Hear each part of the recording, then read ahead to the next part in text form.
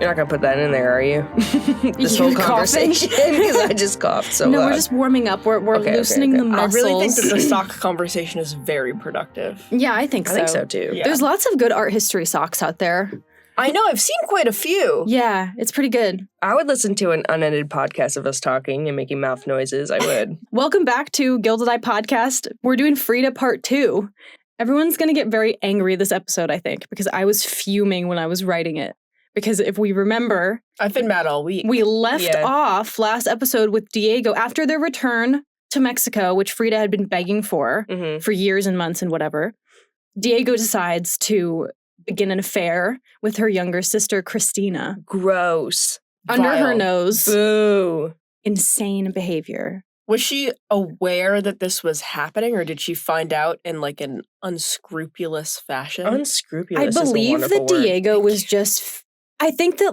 Okay, I'm not sure specifically how she found out, but just based off of his attitude towards cheating and sleeping with people around her, he kind of just does it. Christina was modeling for him, and it was a sensuous portrait. And so I think Frida, through that, also like alone time with Diego, they were being a little bit skeevy. Diego thought that Christina was the embodiment of female sensuality and was attracted to her maternal qualities, which is sort of salt in the wound, because if we remember, Frida couldn't have kids, and it was like something that she took very personally. And you'd figure that if that was happening to you, your partner would be supportive or try and find out other avenues to have children with you instead of having sex with your sister. Period. So yeah, we don't ask for much. No, the bar's pretty low. There's a quote that Diego wrote in his diary. Oh, God. Why does he have a diary? He shouldn't be allowed I'm to so write. scared. What if people find my diary one day? That's so embarrassing. Then they're going to write a book all about it. They're going to write a book all about how embarrassing I was. That's crazy. His quote says, "The more I loved a woman, the more I wanted to hurt her. Frida was only the most obvious victim of this disgusting trait." What? So he knew and he could recognize that his despicable behavior, and he could recognize that it was horrible and hurting people, but he just was like, that's me. I guess that's just me. I'm just doing me. I'm just doing me. I'm just doing me. Should I apologize for being my most authentic self? No. I actually feel inspired when I'm like this. This is good for my art. It's good for my personality. This man is like 50 at this point, too. Which makes it, he's probably older than that, no? I believe he's around 50 to Really? 54. Like, how can I'm bad you at be math. so vile? It's just horrible. So, and it's worse when you hear how Frida reacted to this. If we remember, she painted a few small nips in reaction and response to this, which is a very violent painting. So she was obviously very angry, but she also feels a lot of self-hatred and guilt over this. Isn't that one about the guy who murdered his wife? Yeah, but it is about that, but she used that story as a vessel to like let loose her emotion towards this situation. Oh, okay. I feel like I forgot you said that. Yeah. So sorry. I might have forgotten, but I'll say it today. So she's angry at herself and blames herself for not being able to please Diego the way that he claims very loudly that he deserves to be treated. She says, I know that Diego, for the moment, is more interested in her than in me, and I should understand that it is not his fault and that I am the one who should compromise if I want him to be happy. That's Girl, so sad. No. Isn't that distressing? So That's distressing. so sad that such a powerful woman could think that about herself. And like, that's Frida Kahlo. That's Frida fucking Kahlo. Like, it's crazy. It's crazy. Like, Yeah. she's just like such an inspiration to young people. And she like, I mean, she like despised herself kind of. Like, put yourself that low. You know what I'm saying? yeah. Yeah, well, Self-worth must be in the toilet, but some men will do that to you. Yeah, for real. And I mean, she did adore him. She adored him. She loved him. That's like no small thing. I think it's easy in hindsight too, and like today to be like, men are horrible and but just back whatever. then that wasn't the common sentiment as well. Yeah, and she just wanted to, I think that throughout this story and this episode specifically, she just wanted to be loved and to be taken care of in a way that she always tried to take care of other people. She wanted but she that never in return. received that. Yeah. So she was trying not to act crazy in response to this crazy event. And she claimed to forgive Christina kind of too quickly, just to kind of maybe pass a test or see if she passed Diego's test of being like, I'm so cool with this. Look at how cool with this I can be. I'm a cool, chill person. Cool girl. Whatever. Yeah. But the affair lasted a lot longer than Frida probably expected. So when she was finally drained, Frida took her belongings and her favorite spider monkey and moved out of their shared house. The couple, they did split up for this duration of time, but they did have a strange definition of what it meant to be separated. So they still were seeing each other. Although Frida was like, it was testing, she was hurting herself actively by participating in this strange relationship. In some weird sense of man math, Diego thought that he was actually being a good partner by treating Frida and her sister equally. He furnished an apartment for Christina in full and then did the same thing for Frida and then turned around and was like, I'm a great partner. He was doing like that one-sided poly thing. Yeah, I guess ethical so. non-monogamy. But like non-consensual, ethical non-monogamy. Yeah. With one sister. Like, why are these two women fighting over this toad? He's horrifying. That's so true. No, this 50-year-old toad man. He must have like, there's some men that are just so like charismatic and scary. It's horrifying.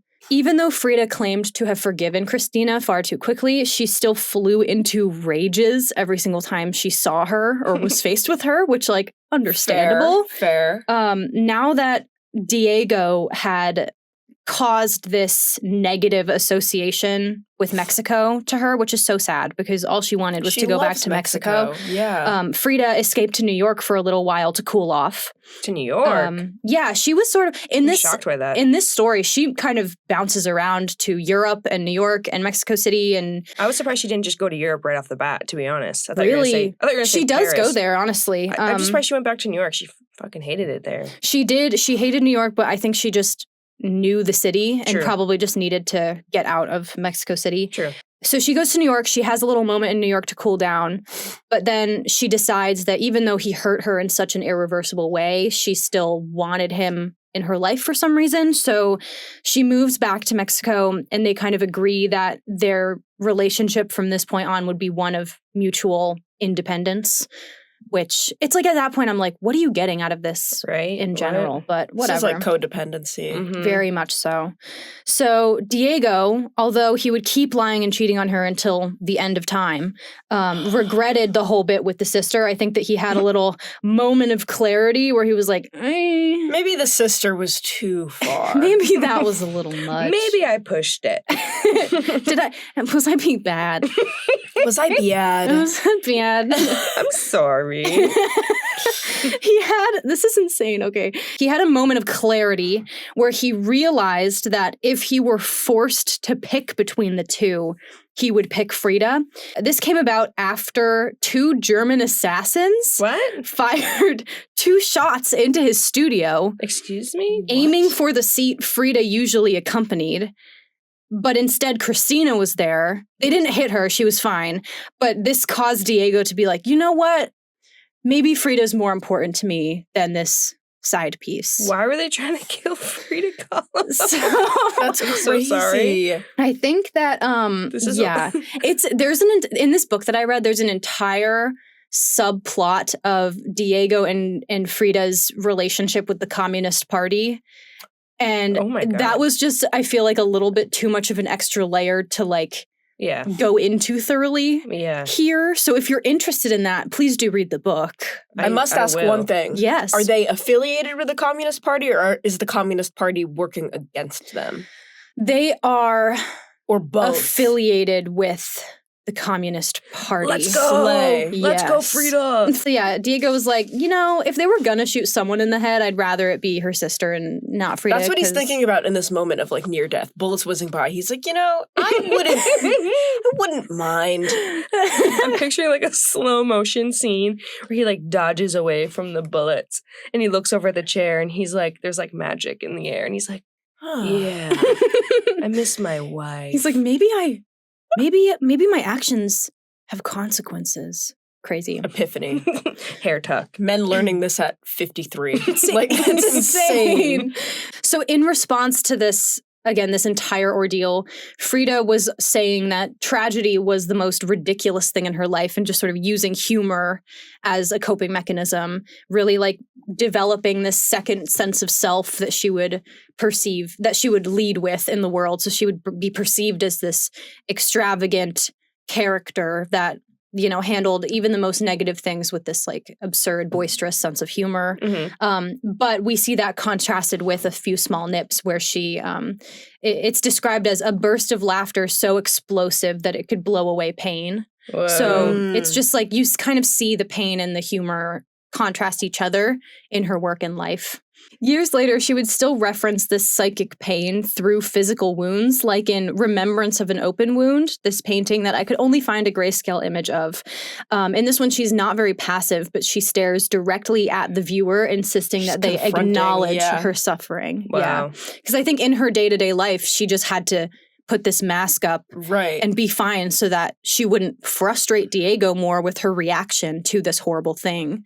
It was that's so terrible. It's so infuriating. Like she literally had a pole through her pelvis.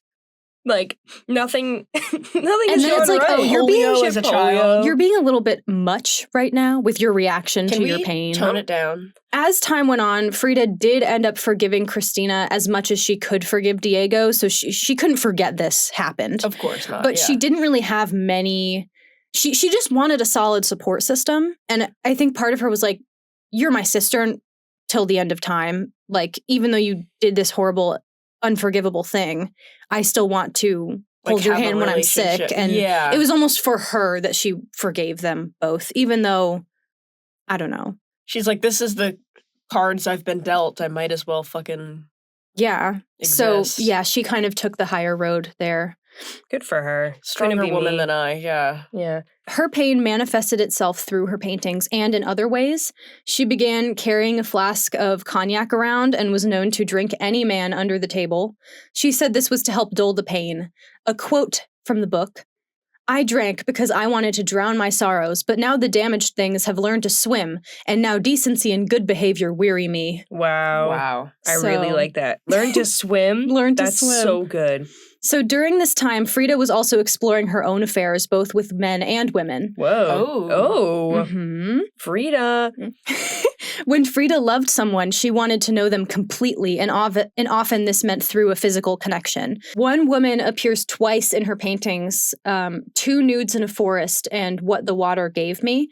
Frida places both of these characters outside of convention in an inhospitable terrain, and they become the only support and comfort for each other in a tumultuous setting. This landscape, I love that the background is so barren, but the point where their bodies connect is where all of this like greenery starts to flourish. Growth. What was this woman's name? We don't know. She's unnamed. As far as I know. If you know, please. I do not know. Please, I wish I did. gildedeyepodcast@gmail.com. Oh, yes. Who is she? Wait, is she like sitting on like a riverbank? It is. I think she does this a lot where she kind of carves like out. Underground. She almost bisects the land so you can see the roots growing underneath the ground. She loves a root. She loves a root. So her foot's going like underground. A lot of the plant and life imagery that she portrays in paintings always kind of loops back to fertility, whether that means like promise to grow into a healthy relationship or promise to grow into a child. She loves motherhood. She loves whatever. So I think it just means like rich relationship here. Okay, cool. But yeah. I love this one so far. So she held absolutely no shame over her sexuality, and neither did Diego. He's one of those guys where it's like, it's not cheating if it's with a woman. That's pretty hot, actually. Oh, I would love to watch some of that. He once laughed with a friend over Frida's sexuality, claiming that Frida had shamelessly flirted with Georgia O'Keeffe at a gallery show, which is like, oh my God, that's very Titans. powerful. Wow. Titans. I was like, oh, give me more of that. That is actually so crazy. That's so crazy. Because she's the one that makes like the flower paintings of like vaginas, yeah. right? I saw an exhibition of hers at the MFA in Boston a couple weeks ago. Oh, was it rad? It was so rad. I love her work. It's so beautiful. It's one of those people that you can instantly recognize who it is, what it is. My fingers are tingling. I'm stealing it. I'm stealing. My apartment's actually full of stolen art now after that episode. Diego definitely did not consider Frida's affairs with women a threat. In fact, he did encourage them. He was not okay with her male lovers. Aww. Aww, my God. I'm so glad that she also, Oh, she got around. Good She for her. truly did. There was one instance she was having a rendezvous with a sculptor named Isamu Noguchi. Okay. And she had gotten them an apartment to have flings in. And Diego found out because some furniture that Frida had ordered for this new apartment showed up at her and Diego's house. Oh, boy. So he was like, what is going on here? And he found out and he rolled up with a gun. With a gun? And he was basically like, next time I see you, I will shoot you in the face. And Isamu had to scuttle up a tree to escape up a tree. It's crazy. It's crazy. So he was not as yippee, that's so hot when Frida turned to other men. Around this time, like 1937, 1935-ish, she's painting relentlessly. She explores themes of maternity, beauty, sexuality, and ancestry. The painting... What the hell? I'm sorry. The painting My Nurse and I expresses her trust of the Mexican culture, the feeling that ancient ideals and traditions are passed down with each generation. Frida, who is painted as a baby suckling the breast of an indigenous woman, is claiming she is still being nourished by her country to this day. Wow. This painting references an Olmec stone sculpture called Señor de las Limas. The breasts are lactating, and plant-like veins stretch over them. The nature in the background of this piece connects to the breastfeeding woman, as there are ducts and glands in the white veins of the leaves as well. Frida's nurse had explained that rain from the sky was milk from the Virgin, and Frida references this through the white raindrops in the sky. She painted the nurse's face as a mask because she could not recall her exact features. It's a funerary mask, which alludes to a darker interpretation, perhaps that years of generational trauma might have caught up to Frida and had maybe endangered her life in some way. Another read can argue that this nurse is another variant of Frida herself, with dark hair and meeting eyebrows. This is similar to My Birth, where Frida acts as her own mother. Two halves of one psyche nourishing the other. Brilliant. It's so good. That leaf that kind of mirrors the breast, it's very distinct in the composition as well. Like against the other greenery, it's far more pale, vibrant, the shape even of it contrasts so boldly. It feels like it's bursting with life. It is. It feels like something's about to grow. As is the boob. As is the boob. Breast as allegory. Breast as allegory. Frida, at this point, starts to gain more traction with her work in surrealist circles. André Breton, a French writer and poet, was very outspoken about his love of her work, as were many others overseas. Frida always differentiated herself from the surrealist group, though. She thought that they took themselves all far too seriously. In fact, the surrealist movement as a whole never really took hold in Mexico, since it was a country founded on its own idea of myth and magic. All of these ideals are far more normalized and realized in the culture.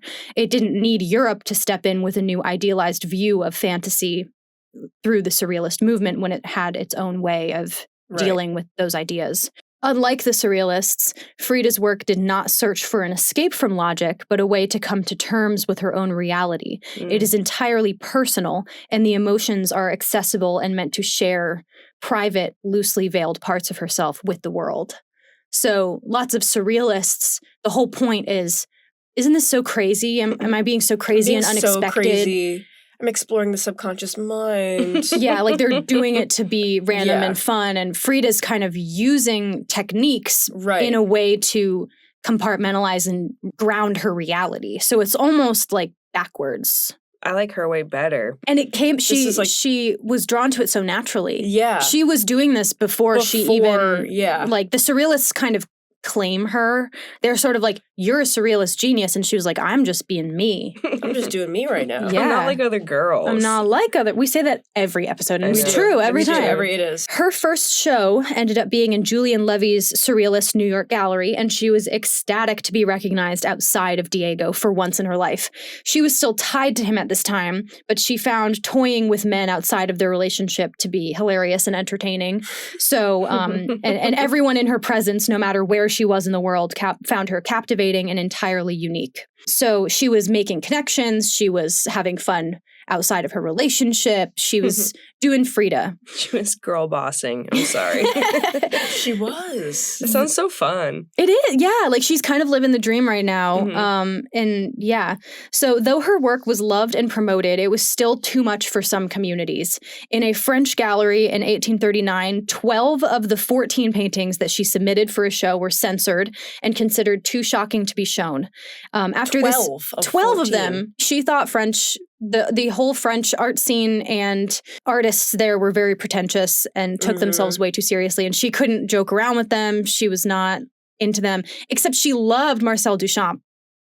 She met him in France. Foreshadowing. Yeah. Who was that? He basically poised a urinal in a gallery and called it a fountain.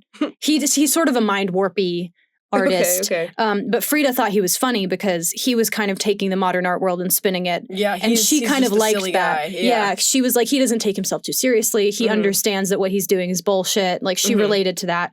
She also met Picasso in France. Oh my God. And Picasso was notoriously hard to impress, but she immediately cracked his tough exterior and he was under her spell for the rest of his life. I love that. He would send her gifts. He would sing her praises. He was a stan, for lack of a better term. Can we do a Picasso episode? Yeah. I don't like shit him, about Picasso. It's going to be hefty. It's going to be us being angry, I think, for a bit of it. I love being angry. Yeah, that's kind of this episode too, except not Frida, directed at the artist, but... After her stint in France, life led her back to Coyoacán, and she and Diego began divorce proceedings. Yes. Get his ass. This might have been because Diego was pushing for it. Oh. Plot twist. Get his ass. Still. Whatever. Diego might have found out about one of her affairs, but it's probably because due to Frida's health conditions, she could not safely have sex or please Diego anymore. Oh my God. Lupe, one of Diego's ex-wife, said, "When Frida was good for nothing anymore, he came singing at my windows." No way. Singing at her windows. Another theory is that after a biography came out about Diego claiming he was too dependent on Frida, he said very publicly, "I'm divorcing her to prove that my biographer was wrong."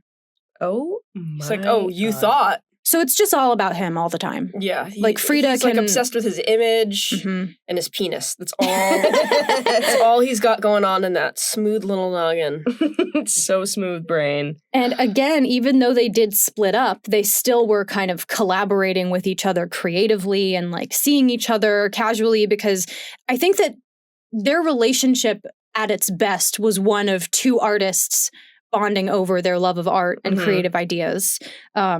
Frida was completely devastated by the divorce. Her physical state was deteriorating. It was difficult for her to stand and move due to pains in her spine, and doctors were no real help. To cope with this pain, it's reported she was drinking up to a bottle of brandy a day. Oh my God. So, yeah, and this book as well, it sort of brushes over her alcoholism and eventual addiction that we'll talk about a little bit. Diego wrote that he divorced Frida to protect her from himself because he knew nothing would come between him and having as much sex as he could. No way. I'm telling you, he's the most blatant. He was like, I had to do this. So that I knew I was going to hurt her, but it's better that that I'm 60 years old and that thing is still rock hard. I'm 75. Every time it's going to be older.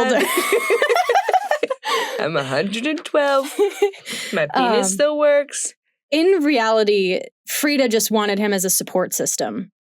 Distance was the worst thing for her at the time, and Diego was using that as like an excuse, like, oh, I'm just distancing myself for her own benefit. But if he truly loved her, he would be there as a support, and he wasn't, because he wanted to go swing that hog. For what?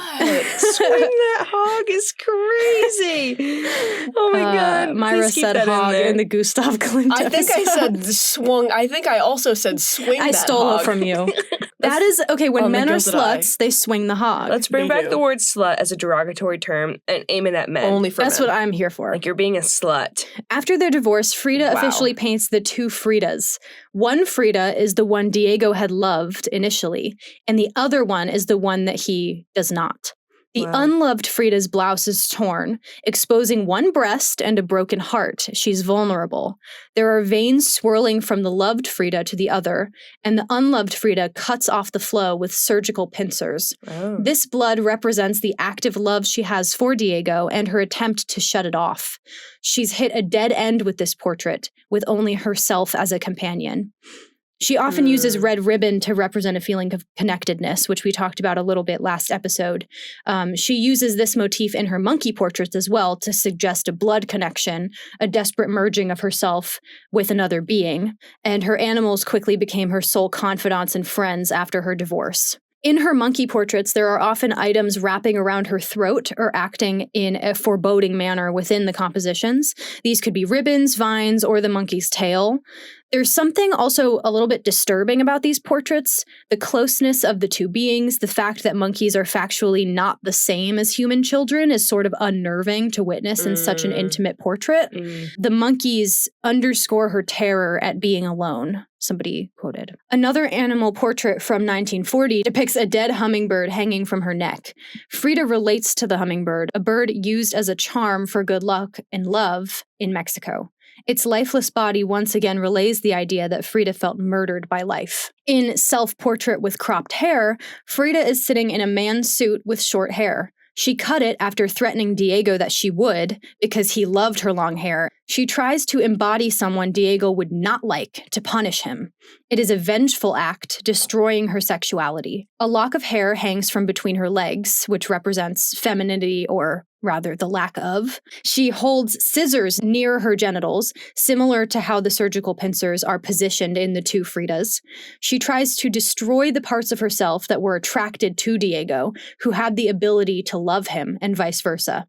Despite attempting to kill this part of herself, the disembodied hair on the ground all around the composition is like, it looks like it's writhing. It looks like it's still alive. She can't actively kill it all the way. Yeah, it's taking on new life and growing outside of her control. And you said that you had a take on this painting as well, or you did some research. I did some research on this painting 2 full years ago, so I don't have access to the article anymore. But I do remember that the author contended that perhaps Frida was, at this point in her life, struggling with gender identity and struggling with her, relationship with womanhood and with femininity, and was maybe leaning towards a more androgynous representation of herself, more fluid gender identity. I can totally see that, because it wasn't just in her paintings that she embodied this, for lack of a better term, like character. Like, I think all of her outfits and ways that she presents herself, like this suit, she wore them in real life as well, and sort of used it. Yeah, there are photos of her in a suit. She had very specific ways she wanted to be perceived at certain times. Like in this, and I think that this like post-divorce era, she was really embracing this new idea of who she could be. Yeah. The text on the top of this painting, I remember that it was significant, so I just looked it up. It translates to a line from a popular Mexican folk song that translates to, "Look, if I loved you, it was because of your hair. Now that you are without hair, I don't love you anymore." Oh, man. I really like this one. I like how baggy the suit is, too. I know, like she's trying to fit into a role that isn't quite right still. Right. Yeah. Frida at this point was spending all of her money on specialists because her spine and consistent infections were worsening. She was also often sick. Wait, what were the infections? Some people say that she also had syphilis during this time. Oh. Like, just medically, it was a nightmare. Poor just thing. all over. So she was having, like, some skin problems, and it was just not good at all. And her spine was messed up from that accident. Yes, her spine from the accident and from the medical treatment right after that accident was worsening with age. Okay. Like it was okay, not good from the get-go, but then as she grew older, like it was basically her spine would compress. It wasn't good. During this time, she had another affair with Heinz Berggruen, who we now know as an art dealer and collector. When he met Frida, he was a 25-year-old refugee from Nazi Germany. He describes meeting Frida as fate, describing her as just as beautiful as her paintings, and he, not Diego, visited her every single day during her month-long stay at the hospital. Diego weirdly encouraged this relationship. Again, perhaps... He's still around? He's like, they still have each other. Yeah, like, they still have each other in their lives. Like, they're still very codependent. This is a form of self-harm. Truly. It really is. They're crazy. No, truly. And again, Diego probably encouraged this just to have an excuse not to go, like to have somebody else deal with troubling Frida in the hospital. Oh, thank God. I don't have to think about my dying Like at this wife. point too, it doesn't even matter that it's Ex-wife. a man to him. He's like, what anyone, I'd have things to do. I don't want to deal with it. I have to go get it wet. Ugh, Myra. He was occupied. Hines and Frida had to be sneaky in the hospital, but they liked the thrill of it. They also bonded over the oddities of the U.S. since they both had outsider perspectives.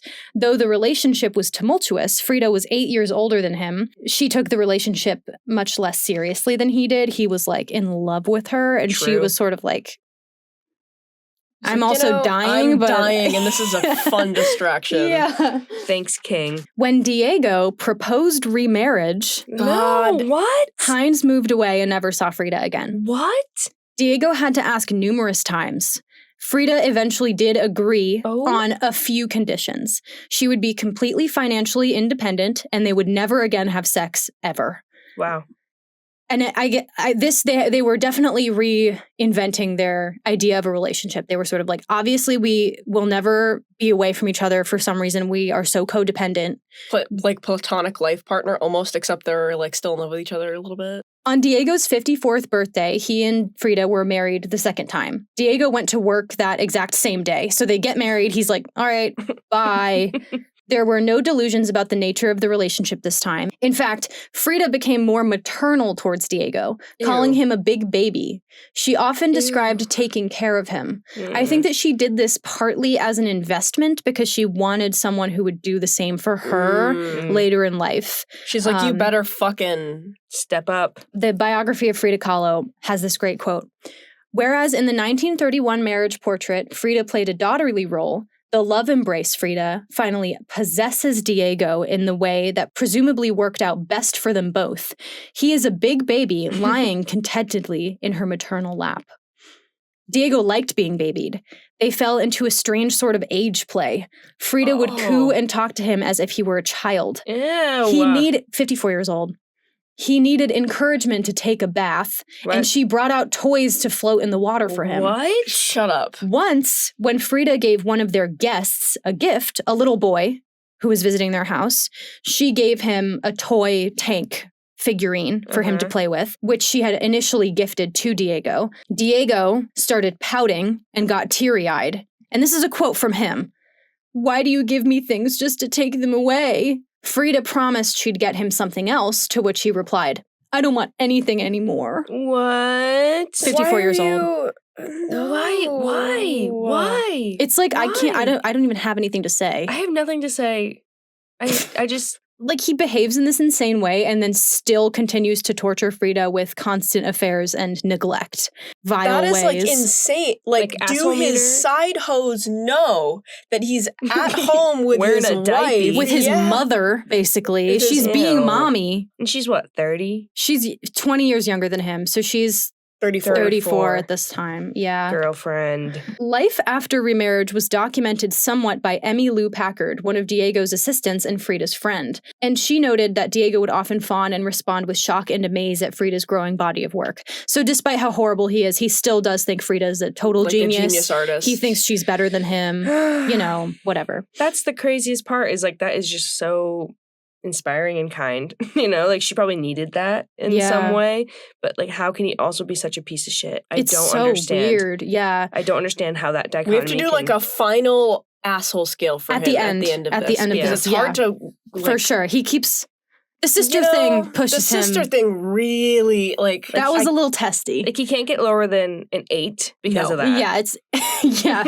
During the day, Frida often would go into town and spend time with her community. She knew everyone and was always helping all around. When a shop owner got his teeth knocked out, Frida bought him gold teeth as a replacement. She loved giving gifts to just everyone as she was walking around. And she delighted in homemaking as well. She would decorate their house constantly, and Emmy said that every day Frida made the table into a still life for Diego, with items and bouquets from that morning's shopping expedition and walk around town. Wow. So she would like display beautiful bouquets and fruits and food. Sometimes she would even include animals, like a chipmunk in a cage or her parrot Bonito, who would tackle the display like it was an obstacle course on his way to the butter he loved better. So real. This bird was like a crazy menace. When guests would come over to dinner, he would attack their ankles. Their ankles and sit outside while they ate, screaming things like, "I can't get over this hangover." That is fucking hilarious. Sounds like a sitcom. He was the sitcom bird. That's so funny. She's having like this like, terrible, tragic life. And he's got this bird shouting and eating butter. Hey guys, want to take a shot? I forgot, like, most of this story is so miserable, and this bird, I can't get over this hangover. Frida preferred going to the movies or boxing matches than going to the symphony, which was Diego's favorite thing to do. So to get out of going to the symphony, Frida would dress Emmy Lou in her clothes and send her in her place. Emmy Lou? Emmy Lou Packard was one of Diego's studio assistants who was living in the house with them at this time. And she had like a lot of journal entries about their life post remarriage. That's like so, okay, sorry, I forgot the name Emmy Lou. Yeah, I was like, is this one of the monkeys? I'm just picturing him sitting in an opera box with a monkey. In full Frida regalia. Yes. Why did it matter that Emmy Lou wore I think clothes? that it's just like, as a statement, like... That's so fucking like she funny. didn't want to go. She just didn't want to go. And she's kind of like, you won't even notice anyway, so Emmy Lou is going to my place. I wonder if he did notice. Emmy Lou's just like some white chick. Yeah. It's so funny. There's also a monkey for some reason, also dressed as Frida. She and Diego, despite how often he hurt her, they knew each other like completely because they've been together for a while. Like they know each other, and that was the real glue to their relationship. Despite all of their hardships, they couldn't really recapture their specific relationship dynamic with other people. And like, honestly, why would they want to? Because it seems kind of awful. There was a cute story though. One time at a theater, Diego could not find Frida in the crowd. He heard someone whistling from a distant place. And so he started whistling back, and the whistling kept getting closer and closer until eventually they both found each other and met in the middle. Wow. Which is kind of like, unfortunately, cool. really nice. Yeah. Frida, in the 1940s, had been part of multiple exhibitions nationally at this point, and her work was granting her commissions and jobs, grants, prizes, and more. This spurred her on to create more and more work. She started to work bigger, and her technical abilities grew. She was always very modest and self-deprecating about her work, maybe as a, like a protection mechanism in case something didn't work out. Or she sent the two Fridas to the MoMA's 20 Centuries of Mexican Art show and was described as being obsessed with an interest in blood in a review. She said the images of blood stemmed from the blood flowing from her childhood accident, thoughts about birth, death, and life, and her desire to be a mother. Though she was selling artwork, financials were not the best at this point. Diego got her a job as a teaching artist, and Frida taught art to children.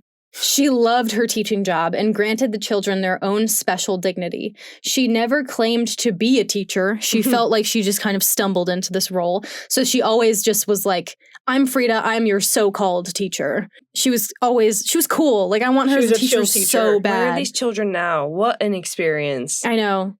When her commute to the school she was working for proved to be too long, she asked all of her students to come to her house instead, like an hour away. And some of them actually did. Wow. They drew her animals and garden, and they were all just in love with her. And eventually the commute... I wish I had this experience. I know. Oh, it's so cool. And eventually, like, the commute did prove to be a little bit too long, so she kind of fell off with teaching a little. But she did adore it, and her students just sing her praises forever. They loved her. In 1944, when she reduced her teaching hours, she was growing more and more ill. A bone surgeon prescribed rest and a steel corset that Frida paints in the broken column. Whoa. Steel corset is crazy. She also again, like might have had syphilis at this time. So doctors were treating her for syphilis as well, and was in and out of all sorts of different transfusions and medical procedures. Until her death, Frida was on just a merry-go-round of corsets and procedures that she called her punishment. Oh, God. There's a quote from the book. There were 28 corsets in all, 1 made out of steel, 3 of leather, and the rest of plaster. On one occasion, a Spanish doctor friend who had no prior knowledge of orthopedics put a plaster cast on Frida. When it hardened, as plaster is known to do, it started to suffocate her because he didn't account for the constriction of the material. He heard shrieking from another room, and he had to just cut her out of it very brutally. Oh my God. She traveled to New York City to be operated on by a prolific bone man, Dr. Wilson. Bone man? That's what she called him in her diaries. And she refused to go under anesthesia unless she could hold her sister's hand during this whole procedure. So Christina did go with her and supported her through this. Jesus Christ. It's okay. If you're squeamish with medical stuff, yes. I'm squeamish with it, so I go a little tame. But if you're interested in learning more about specific stuff, read the book. But yeah, it's not good. 4 vertebrae were fused with a bone fragment from her pelvis and with a metal rod 15 centimeters long. It was a temporary fix, but she still suffered a lot of pain. Because this is an intense, any spine procedure is like immediately invasive and horrifying. The doctors kept begging her to lead a more sedentary lifestyle, but Frida just needed to live the way that she had to live. So she didn't follow doctor's orders to a T there. Her spinal pain grew worse, and she got a fungal infection on her hand, developed anemia, and continued to lose weight. Oh my God. This is just the beginning, like, honestly. It gets worse than that? Alejandro, I don't know if you guys remember him. He was Frida's first boyfriend. He was still in her life. They wrote letters to each other. He was very supportive of her artwork, stuff like that. He thinks that Dr. Wilson fused the wrong vertebrae in this procedure. Dr. Julian Farrell and his assistant, Dr. Julian Farrell is another doctor that Frida ends up going to, they also hold this opinion. What? Dr. Farrell, afterwards, met Frida to reverse Dr. Wilson's procedure and try to do a spinal fusion with a bone graft instead. Christina resented Dr. Wilson, the bone man, and said that Frida suffered so much intense pain afterwards that she was prescribed and then became addicted to morphine. No, I was hoping you wouldn't say that. Yeah, it's not good. There are many different accounts of her surgery and just after the fact. Lupe, Diego's ex-wife, said that in a fit of frustration, Frida started attacking herself and injured herself further. Another story claimed that she threw herself on the ground in rage and the fusion became unfused. She was frantic, desperate, and completely miserable. Oh my God. Sounds like such a terrible... It's just like she's trapped in her own body. In early 1950, Frida was admitted to a hospital in Mexico City for a year. Dr. Eloser, I don't know if you remember him. She made a portrait of him. He was the guy who sailed back and forth to work. He visited her and took note of her condition. Most of his notes are illegible, but we do know that 4 toes on her right foot had turned black. What? And he had scribbled the word gangrene in his journal. How the fuck did she get gangrene? Her leg and right foot had been a problem all her life. I don't know if this stems back to polio. I'm not a doctor. It's just like slowly losing circulation. Yeah, and with her back, I think just everything in her body at this point, it was not, what's the term? Homeostasis? Like it could not regulate through. It was not good. Multiple doctors recommended that she amputate her leg. God, amputate her fucking leg, bro. At her stay in the English hospital, she went through with her plan with Dr. Farrell to reverse this procedure that Dr. Wilson did. And it was very traumatic and the recovery was really awful.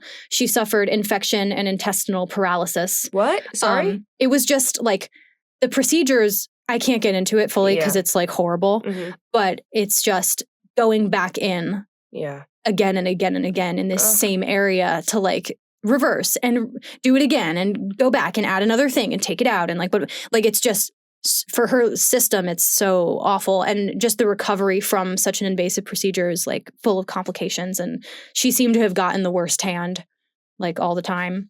I just didn't know this about her. I'm like on the verge of tears. It's so awful. This is so sad. She's so young too to be enduring all of this. Not that age matters necessarily in this type of thing, but for her to, she's what, 40? Not even. Yeah, I consider that very young. Very young. Like right. she completely. And just state of like her quality of life. Quality of life. Yeah. Her quality of life too. Like my mom's like 53 and she's like a Zumba instructor and she's crushing it. Right. And it's like that could be Frida. My parents went on a 20-mile bike ride a couple months ago and they're 52. And it's just like for her to be so like she's so deserving of like a full life, and her personality lends itself to that. That's why it's so hard for her to just not do anything. When she got home from the hospital, her flamboyant mask of humor had started to grow thin. She was exhausted and desperate for life to paint, but her physical ailments were too strong to overcome. Christina turned into her live-in nurse, basically, and saw her every day and was nurturing her, which does kind of give me some solace because that's what Frida wanted. Like, she wanted someone to just support system. See her and take care of her and to love her enough to do that. So I'm glad that after everything, Christina was there. Frida started painting very fast, in a hurry, and with a lot of anxiety. She did so to sell paintings quickly. Like, she wanted money either to get more pain medication or to help Diego with his finances. Oh my God. Because he would spend money like water. I forgot about him for a moment there. Yeah. And let's forget about him. In 1953, they performed another bone transplant. The bone was apparently diseased, so they had to remove it again. And it's like, what is how does that even happen? You're like, oh, my bad, diseased bone. Sorry about your spine, girl. That seems to be the thing where doctors are like, I got this. This time, I got it. And then it's like, oh, my bad. You're never going to believe what just happened here. Sorry to report. Sorry. Yeah, I might have screwed up a little bit. This is heavy. Sorry, guys. Sorry for how heavy it is. But this is her story. I want to do her story justice. Yeah, absolutely. So after this, this was in 1953, those closest to Frida realized that the end was probably very near. Lola Alvarez Bravo was, I believe, a friend in the creative artistic realm. She decided to organize an exhibition of Frida's works to celebrate her while she was still alive. It was her first solo show in her home country, and Frida was so excited. I'm going to cry. This is really sad. The day of the show, doctors forbade Frida from moving. But she would not miss this show. Period. Lola decided to put up Frida's bed, decorated with a skeleton Judas looking down from the canopy, embroidered pillows and photos of Frida's family, friends, and political heroes, into the gallery as part of the exhibition, so that Frida could attend lying down. Wow. She became part of this whole show. Full body chills. Goosies. What was her name? Lolita? Lola Alvarez Bravo. Sorry, I thought it was... She's my hero. A crowd of hundreds gathered outside the doors. When Frida entered on a stretcher, she was adorned in her jewelry and native dress. There were lines of people going up to meet her, kissing her forehead, singing her songs. She was happy, but she was elsewhere. She had to be drugged in order to go and be there comfortably. People were so excited to see her, but they did recognize that she was not the same Frida that they had loved and met before. She was, kind of towards the end. To the press, she said, "I am not sick. I am broken, but I am happy to be alive so long as I can paint." Oh, my God. Man. In 1953, Dr. Farrell told Frida it was time to amputate her leg. Oh, my God. I forgot about the leg. Yeah. This really broke something in Frida. Outwardly, she was putting on an act of humor, like always, but this time it seemed almost like unhinged a little bit, where she's trying so hard to regulate. In her diary, she wrote over and over again that this made her want to die. Her leg was shrunken, disintegrated, and she was missing 2 toes at this point. Oh, my God. The pain was really unbearable. And watching her go through this specifically was really affecting Diego, and he pushed for the amputation as well. Well, he cared? What? I guess. First time for everything. I think that he cared as much as he could care about anything other than himself. Parallel to her despair, she still hoped. She says, "On my whole body, there is only one, and I want two. In order to have two, they have to cut off one. It is the one that I do not have that I have to have in order to be able to walk. The other will already be dead. For me, wings are more than enough. Let them cut it and off I'll fly." And in her diary, she was drawing a lot of angel imagery, like her with wings. Oh, man. Like the cover of this book. Yes. She has wings. Yeah. After the surgery, Frida was silent. Frida, who used to act so flamboyantly, even with rage, was just quiet. No. She was like a shell at this point. Oh my she was burnt God, out and dude. exhausted. Even Diego could not get a rise out of her, and they were like always fighting. They were always fighting. They were always laughing. He was, if anyone could do it, it would be him. Mm-hmm.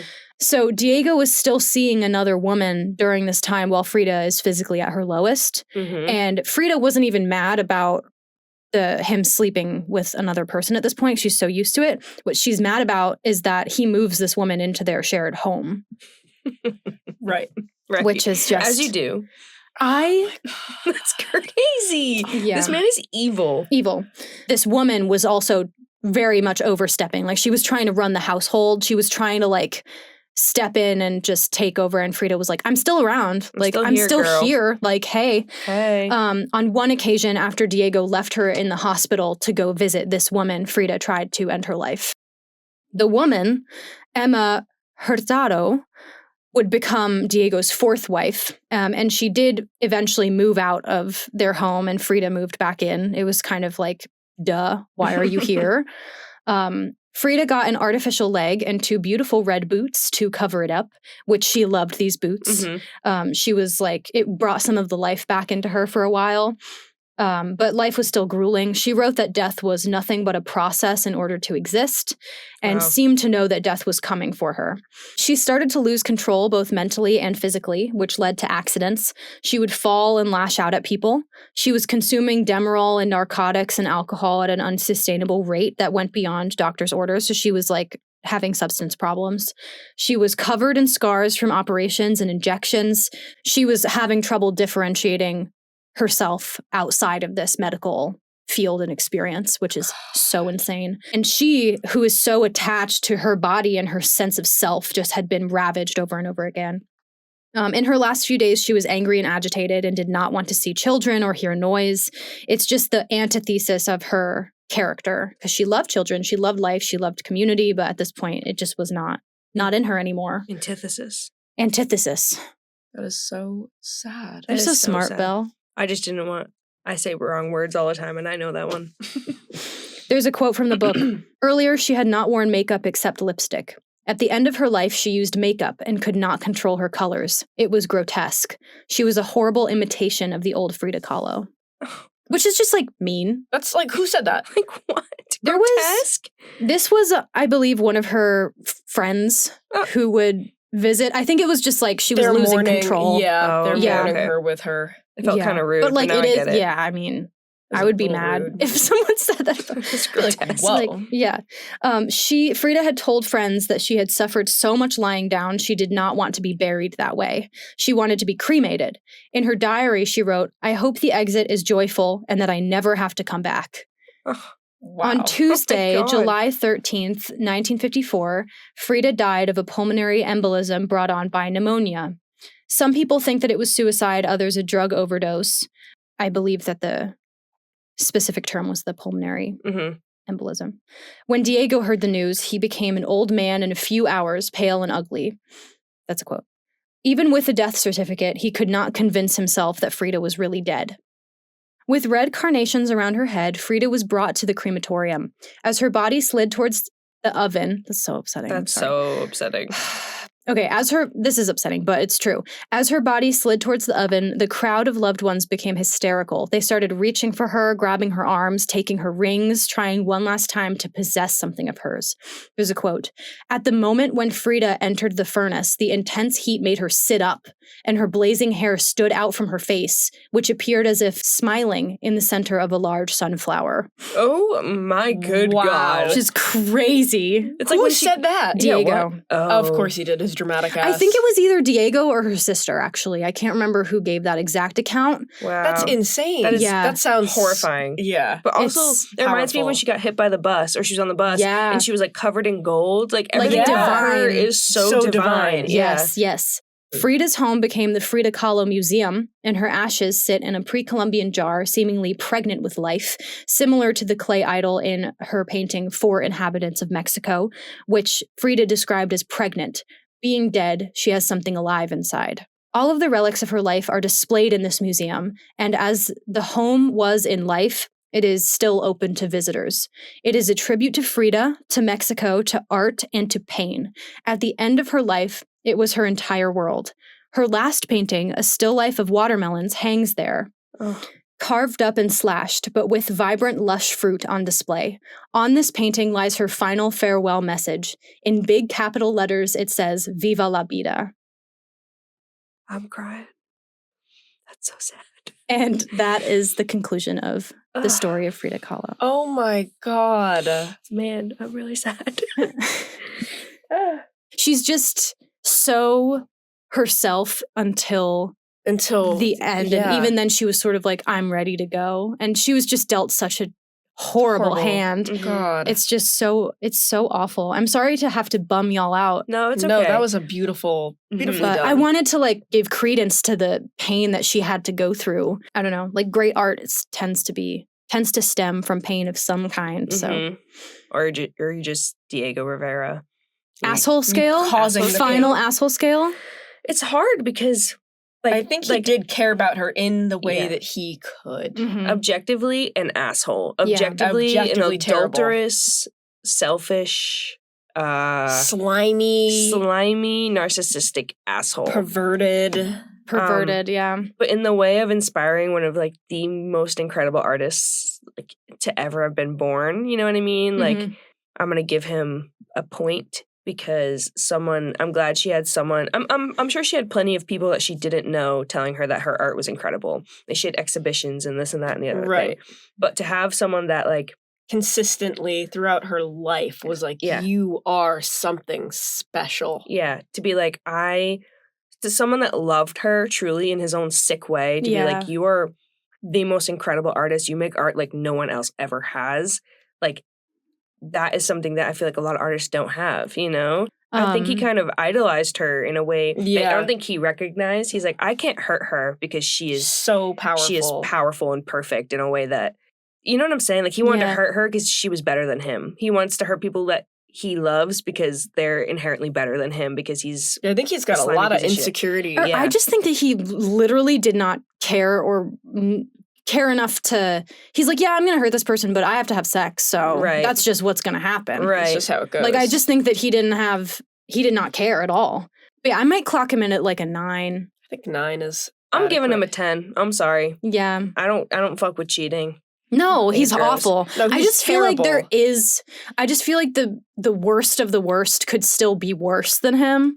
So that's why I'm holding out. That's the only reason why. Wow. Because I have a couple artists on my noggin that I think are gonna hit 10. Yeah, That's it's like crazy. it's Like a true not 10. good. Yeah, it's not good at all. I'm giving him a 9. I'm giving her a negative 5,000. I love her. Yeah. I just love her. Like, she's just so brilliant. And again, like, if you want specific exhibition details, dates, stories, quotes, like, read her diaries, read her book. We're gonna watch the movie sometime, hopefully. We are gonna watch the movie. Like, she's just so. I feel like most people have the blanket. Like, Frida Kahlo does self-portraits. And she paints about herself, period. Yeah. But it's much more, like, why she did it. I bet even in that watermelon one, the amount of seeds that are there has some significance. Some sort of, Like, and especially since she does mostly self-portraits, like, the fact that she painted herself as a fucking cut-up watermelon, that is so crazy. That is so... Like, she's just poetic in a way that is so... Her existence is poetic. And it seemed so natural, too. Yeah. Like, everything she did. She was just born to create and leave a lasting impact. Divine, she man. Is powerful. I tried to do the story justice. I know I'm probably missing so much. So if you're a Frida Kahlo, like, connoisseur or want to give notes or corrections or anything, just email us because I want to you know, flame us on Twitter. please don't. Maybe not do that. I'm not on Twitter, but I am. Flame us on YouTube comments. Flame us on YouTube comments. Yeah, that's fine. I will take it. I will take it. You did such an amazing job. Thank you guys for listening. First two-parter. Oh my God. Of course, I loved it so much. Awesome. Viva la vida, Frida Kahlo. Viva la vida. Love you. And thank you for listening. We'll see you, or you'll hear us next week. Bye, Dad. Love you. Bye, Mom. Bye, Mom.